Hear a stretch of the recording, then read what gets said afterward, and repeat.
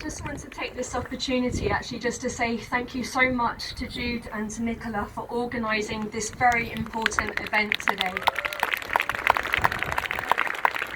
It is so important for us as islanders to join our voices with all those around the world, standing in solidarity with the family of George Floyd and all black communities.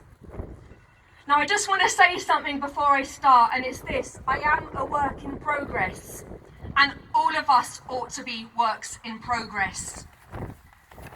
I have seen the sharp edge of racism when I served as a human rights monitor in the occupied and racially segregated city of Hebron in Palestine, and it is ugly. Now, we must commit ourselves as people and communities around the world to rooting out racism and bigotry in all of their forms, because there is a consequence for us all.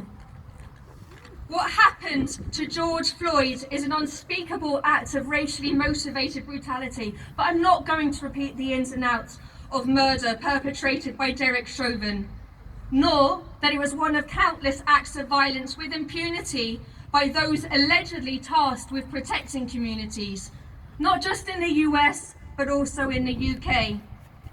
Nor how the history of violence against people of colour has lasted centuries and is the result of the deliberate dehumanisation by the European elite so that we as ordinary people would accept the brutal oppression of slaves and indigenous peoples, all so that they could build their empire and an economic system that enslaves in a different way all of us. We also cannot pretend that Jersey itself does not have ties to these crimes, which was excellently highlighted in an article written by local writer Ollie Taylor on the subject of the slave trade. Now, unfortunately, friends, dehumanisation is not just a historical issue. It continues today with the messages that are sent out in the media, in movies, on posters. We have drilled into us day after day that black people are more violent, more likely to commit crimes, to take drugs, etc., etc., regardless of what the statistical evidence shows us. And we are encouraged to turn a blind eye to the endemic institutional racism, and also to blame black communities for any social issues that have arisen because of this racism. Also, we note the deliberate dereliction in duty of government institutions. It's no surprise then that because these messages have worked so well, we are seeing similar messages being used against other minority groups such as the Romani, travellers, the disabled, and yes, even the working class.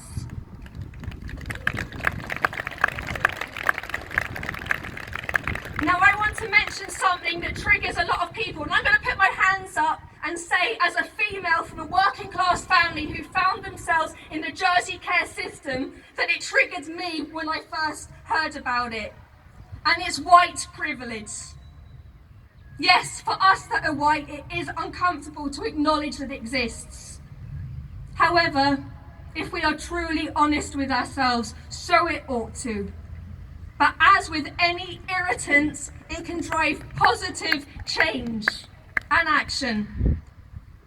Now, white privilege does not mean that we did not or do not have barriers. What it means is that colour is not one of them. It is not one of the things that we need to worry about should we find ourselves needing to call the police, when we are at school, when we are applying for a job, or if we unfortunately find ourselves in a criminal justice system. It also does not mean that the system does not also actively work against us as working people, because we know that the 1% have created an economic system that deliberately pits ourselves against each other as human beings and thus endangers all of us. It is not our fault as ordinary white people that we were born white, nor are we responsible for the original construction of the system. But that fact does not absolve us from our obligation to proactively oppose it. We may wish to reject our white privilege, but friends, we cannot. It is not possible. But what we can do is take ownership of it and use it to amplify black voices. But we do not speak on behalf of black communities. What we do instead is, if we find ourselves offered a platform, we demand black representation and then we step aside. We need to take to heart that the issue of colour is an issue in our community as white people, not in the black community. It is institutions and individuals within our communities that have a problem with the colour of somebody else's skin. We need to understand that not being racist is simply not enough, nor are token gestures. We must be proactively anti-racist, and thus we call out racism even when it's demonstrated by our family and friends each and every time we see it. We take the time to educate ourselves on the history of colonialism and its impact on other nations and peoples. We educate ourselves on the accomplishments of people of colour and learn that these are many and are at least equal to European accomplishments.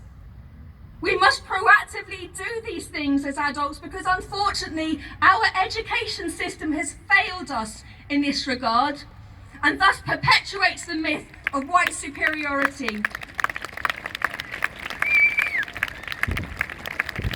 It also, friends, means that we demand better of our own local government, and we send a firm message to our ministers that there should not be any local politicians attending the President's prayer breakfast until people of colour and other minority groups subject to discrimination are safe on the streets and in their homes.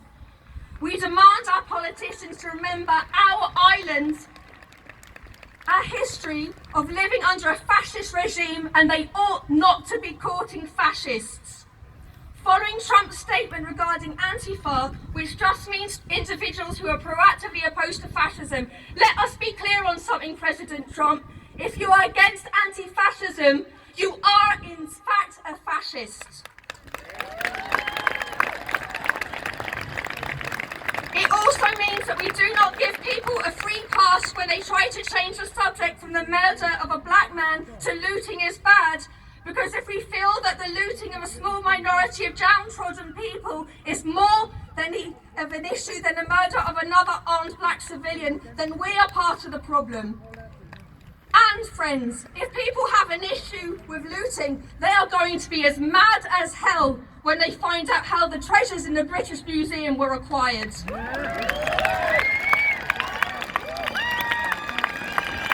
We need to understand the full context of what is happening at this moment in history, and because of Trump's response, the implications now if the protesters fail in their demands for justice and equality. I believe that it's no exaggeration to say that it will be the end of civil liberties as a whole. And yes, it may start in the US, but let's be under no illusion or be naive enough to think it will stay there, because it won't. It will spread. And there will be a consequence for all of us, including here in our islands. So friends, the signs of our descent as an international community into fascism are very visible if you are paying attention. History is knocking at our door. The alarm bells are ringing. Will we hear them? We have a choice now. So let us use that choice to envision and then proactively work towards a new, kinder system built on equality and justice that will benefit each and every one of us. So will we hear the call and join voices with people of colour and say, no justice, no peace? So I say, from the United States to Palestine, from Yemen to Kashmir and Brazil, Black Lives Matter.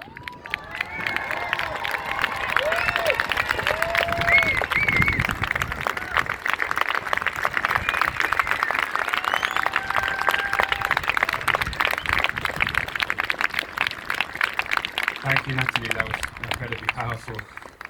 Next up, we have Abigail Atkinson, who's going to talk about